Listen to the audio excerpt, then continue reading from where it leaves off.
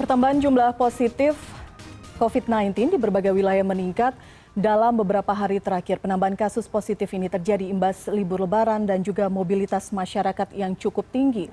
Lalu bagaimana penanganan pandemi di Jawa Timur? Kita akan berbincang dengan Wakil Gubernur Jawa Timur Emil Dardak. Selamat malam Pak Emil. Selamat malam. Apa kabar Pak? Insya Allah baik. Alhamdulillah sehat-sehat selalu. Isi masyarakat ini yang paling penting ini. Dan COVID-19 bisa segera terkendali. Baik, itu yang kita ingin dapatkan bagaimana cerita dari Jawa Timur Pak. Karena kalau di Jakarta saya mengutip Pak Anies sudah menggambarkan Jakarta memasuki fase kritis. Kapolda mengatakan Jakarta tidak baik-baik saja. Apakah dua istilah itu saat ini bisa menjadi gambaran juga apa yang terjadi di Jawa Timur atau kondisinya berbeda? Kita punya satu patokan angka agregat yang disebut rate of transmission. Nah, rate of transmission ini untuk Jawa Timur ada di angka 1,2.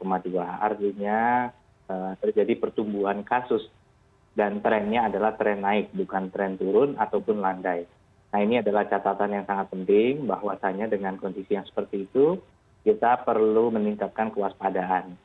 Saya tidak ingin mengotak-ngotakan istilah sedang baik-baik atau baik-baik saja, tetapi secara medis, secara epidemiologi dengan rate of transmission 1,2 maka ini adalah situasi yang memerlukan keseriusan.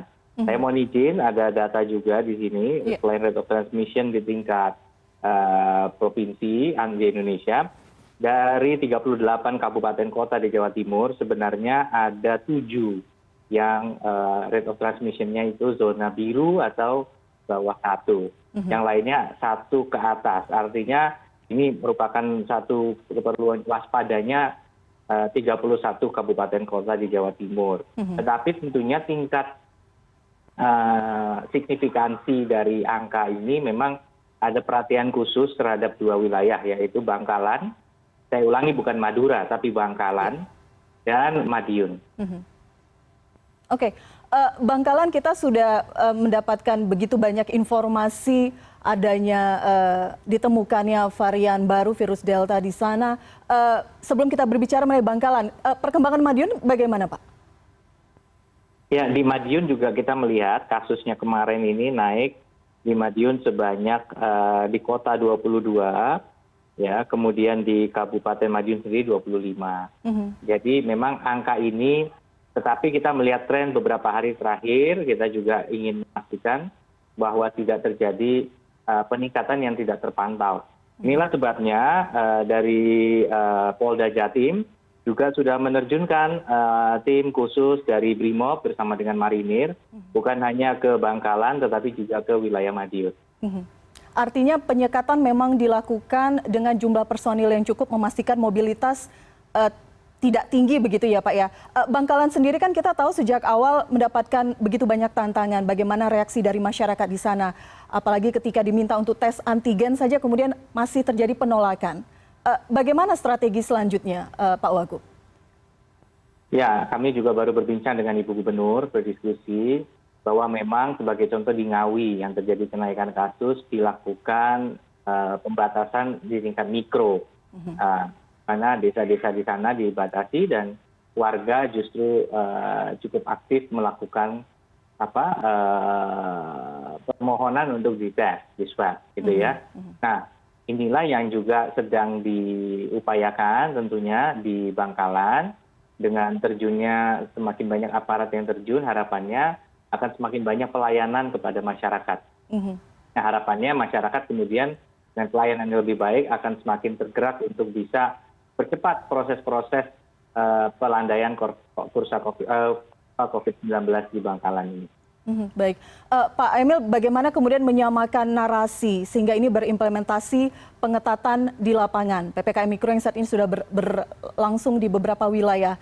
Bagaimana memastikan bahwa arahan dari Pemprov Jatim sampai ke jajaran kepala daerah diterapkan dengan tepat? Ya, PPKM Mikro ini kalau di Jawa Timur karena kita adalah daerah yang kemudian unit terkecilnya ada yang desa, ada yang kelurahan. Ada mayoritas ini adalah desa, totalnya sekitar 8.000 desa dan kelurahan, tetapi mayoritas adalah desa. Maka memang peran dari kepala desa sangatlah penting untuk bisa mendorong kesadaran masyarakat. Nah, PPKM Mikro ini kan konsepnya adalah zonasi sampai tingkat RT, yang kemudian disupport juga dengan adanya posko di tingkat desa atau kelurahan, yang secara anggaran juga disupport dengan alokasi dari dana desa. Nah, oleh karena itu, sejak awal berdiri ini terus berjalan. Tetapi sampai saat ini kalau kita lihat zonasi untuk PPKM Mikro, ini ada 70-an lebih RT zona merah dan 70 lebih RT zona orange, yang kebanyakan memang kita temukan di Bangkalan. Oke, terakhir Pak Wagub, banyak suara yang mengatakan bahwa PPKM Mikro tampaknya tidak begitu berhasil melihat bagaimana masifnya perkembangan kasus saat ini. Bagaimana tanggapan Anda? Apakah kemudian ada rencana strategi yang berbeda di kemudian hari? Ya, baik. Jadi memang ada beberapa faktor yang kemudian meningkatkan resiko COVID-19. Kita meyakini PPKM Mikro memang definisinya adalah apabila di daerah tersebut penghuni atau istilahnya residen di RT tersebut lebih dari 5, dia masuk kemudian ke zona orange, kemudian di atas itu masuk ke zona merah. Nah, memang ternyata titik-titik yang rawan ini tidak hanya terjadi di mana warga setempatnya. Jadi inilah yang kemudian ada titik kerawanan lain adalah di pusat-pusat kegiatan. Nah, pusat kegiatan ini diaturnya memang bukan dengan skema mikro, tetapi PPKM-nya. Maka disinilah sebabnya ada ruang sesuai dengan kondisi masing-masing. Apakah akan membatasi kegiatan sosial budaya, membatasi kegiatan mengajar, kegiatan kantoran. Ini semua sesuai dengan kondisi masing-masing daerah. Ini yang kita sebut sebagai pengaturan di tingkat pusat kegiatan. Nah, yang ketiga adalah memang mobilitas. Inilah sebabnya memang dengan adanya ditemukannya varian-varian Delta di Bangkalan, ini memang solusi yang sedang dilakukan untuk menyelamatkan masyarakat secara medis adalah dengan melakukan penyekatan dan screening kesehatan berbasis rapid. Ya. Namun demikian, apabila kemudian ada langkah-langkah penyekatan atau pembatasan yang lebih mikro dan dianggap lebih efektif, itu tentu akan menjadi pertimbangan yang selalu kita update situasinya setiap saat. Jadi kita terus mencari format yang terbaik untuk melindungi masyarakat dan juga tentunya menjaga kesinambungan penghidupan dan kesejahteraan masyarakat. Oke, singkat saja, Gubernur Daerah Istimewa Yogyakarta mengeluarkan ancaman lockdown jika masyarakat tidak tertib protokol kesehatan. Tanggapan Anda seperti apa? Apakah kemudian wacana lockdown ini juga menjadi salah satu opsi dalam penanganan COVID-19 untuk wilayah Jawa Timur? Semua opsi untuk melindungi masyarakat tentu selalu menjadi pertimbangan. Tetapi pendefinisiannya adalah memang kita bergerak dari mengoptimalkan yang ada. Kita ingin memastikan bahwa penerapan PPKM Mikro itu sebenarnya ada elemen pembatasan mobilitas. Ya, kalau RT-nya itu sudah di atas 5 kasusnya atau 10, itu keluar masuk RT itu harus ada pembatasan. Harus ada pembatasan mobilitas, harus ada penyekatan sampai tingkat mikro. Nah, inilah sebabnya saat ini personil ditambah dengan tujuan untuk mengefektifkan upaya tersebut di titik-titik yang disebut hotspot tadi.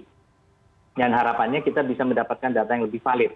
Saya rasa saya tidak dalam posisi untuk mengasumsikan A, B, C, D, E. Kita akan terus bekerja dengan sangat keras untuk kemudian mengevaluasi setiap perkembangan yang ada karena ini sangat dinamis. Baik, Wakil Gubernur Jawa Timur Emil Dardak, terima kasih Pak waktu Anda malam hari ini di CNN Indonesia. Salam sehat selalu, selamat malam. Terima kasih.